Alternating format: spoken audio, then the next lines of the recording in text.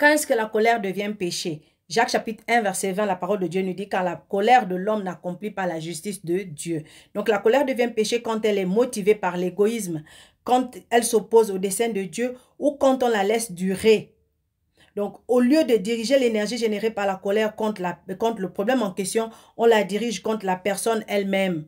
C'est pourquoi Éphésiens chapitre 4 verset 15 à 19 dit que nous devons dire la vérité dans l'amour et nous édifier les uns les autres pour nos paroles, plutôt que de prononcer des paroles mauvaises et destructives face à la personne. La colère devient péché si nous la laissons déborder sans limite et ainsi multiplier les blessures, laissant dans son sillage la dévastation avec des conséquences souvent irréparables. Donc, elle devient aussi péché si la personne en colère refuse de se faire apaiser, garde du ressentiment et ou enferme tout cela en elle, ce qui peut mener à devenir dépressif ou irritable pour des riens, souvent sans rapport avec le problème en question. C'est pourquoi Éphésiens chapitre 6 verset 12 nous dit « Car nous n'avons pas à lutter contre la chair et le sang, mais contre les dominations, contre les autorités, contre les princes de ce monde des ténèbres, contre les esprits méchants dans les lieux célestes. » Donc quand tu as un problème avec quelqu'un qui est en train de t'irriter, pense que la personne qui est devant toi n'est pas ton ennemi.